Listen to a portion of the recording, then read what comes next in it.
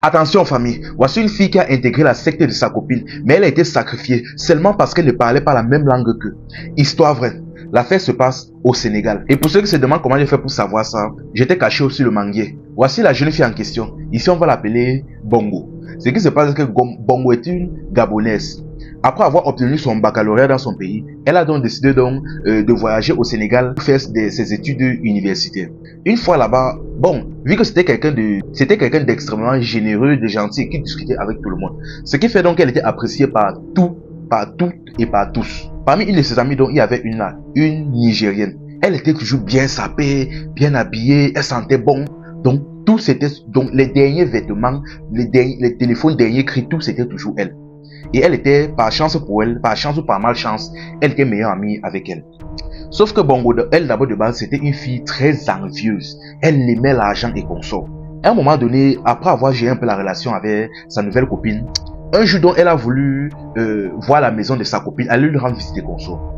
Cette dernière a accepté et ils sont partis ensemble dans le véhicule de sa copine. Et une fois arrivée, elle voit déjà une grande maison avec un étage. Elle voit une grande cour avec un petit parking et quatre véhicules à l'intérieur. Et quand elle entre à l'intérieur, elle voit que tout est meublé et consort. Elle a commencé à être envieuse. Elle dit, mais tu fais comment? Tu fais comment pour avoir tout ça? Je ne sais pas. Je ne sais pas. Est-ce que tu es dans une famille? Est-ce que tes parents sont des suspendus? Est-ce que tu es dans une famille riche? Je ne sais pas. Ou est-ce que tu gardes seulement la maison de quelqu'un? Ou est-ce que, je ne sais pas, tu as un sugar daddy puissant? Je ne sais pas.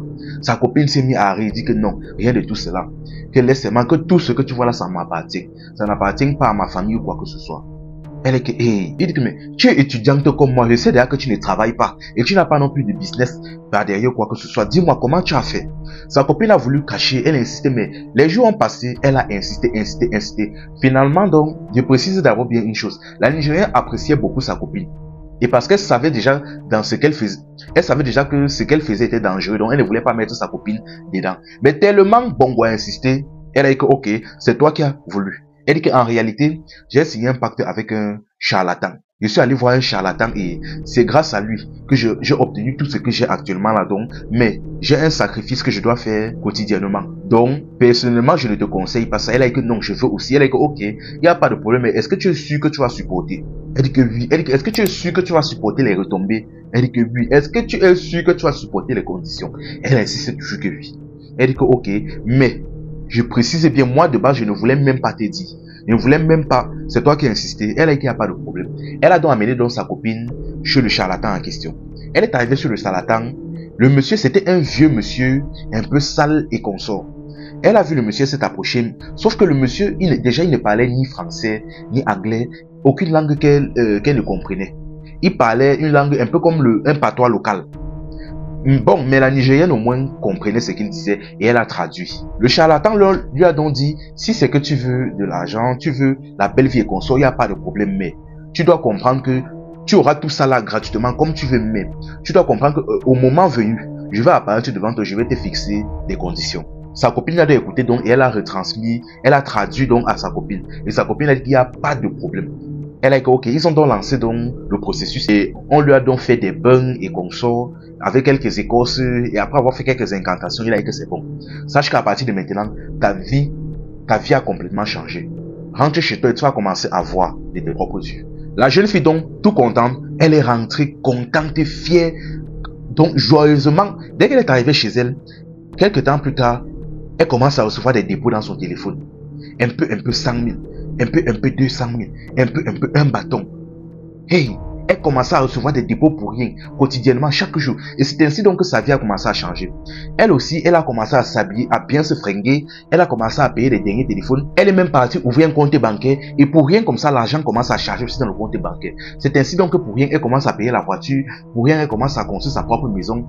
Et après un certain temps donc, finalement, elle a décidé d'arrêter ses études et elle est rentrée au pays. Une fois au pays donc, elle s'est construit une maison et tout. Elle a commencé à se mettre à l'aise. Elle a commencé à mettre aussi à l'aise la famille. C'est ainsi donc que les choses sont passées. Et 5 ans plus tard, un jour dans son salon en train de visionner la télévision, le vieux monsieur en question est apparu devant elle. Et il a commencé à parler dans la même langue qu'il avait parlé la dernière fois, en patois, quelque chose comme ça. Il a parlé. La jeune fille n'a rien compris. Mais elle savait déjà, mais elle se rappelait de ce que le charlatan lui avait dit. Que tu vas profiter de la fortune là comme tu veux, mais Un jour, je vais apparaître devant toi pour te fixer les conditions et tu devras absolument les respecter. Là, elle a commencé à mettre les mains sur la tête. Elle n'avait rien compris, elle ne comprenait pas la langue du monsieur. Finalement, donc, elle a appelé donc sa copine nigérienne. Sa copine a dit que non, ce n'est pas grave, ça ne fait rien, il va réapparaître pour te réexpliquer. À ce moment-là, tu dois enregistrer ça dans un vocal et m'envoyer ça. Elle a dit, il n'y a pas de problème. Un jour donc, le monsieur a encore réapparu et il a répété les mêmes choses. Sauf que pendant qu'il parlait, le téléphone était loin. Le temps de chercher le téléphone, trouver et lancer. Or, elle n'avait pu enregistrer que la moitié de ce qu'il avait dit.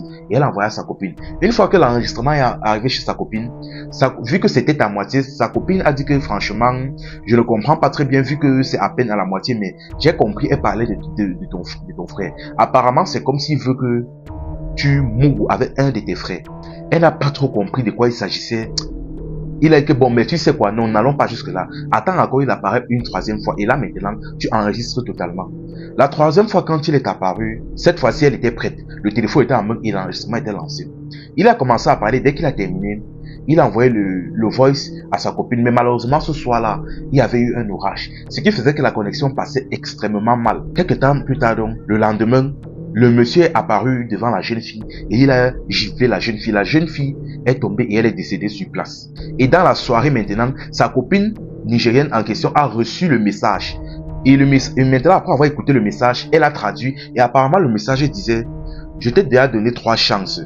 Je t'ai donné, voici la 3e chance que moi je te donne. Je t'ai dit la première fois de respecter la condition. Je t'ai appelé encore une 2e fois mais tu m'as ignoré. Voici la 3e fois. Si d'ici demain, tu ne respectes pas cette condition-là, c'est toi que je vais prendre.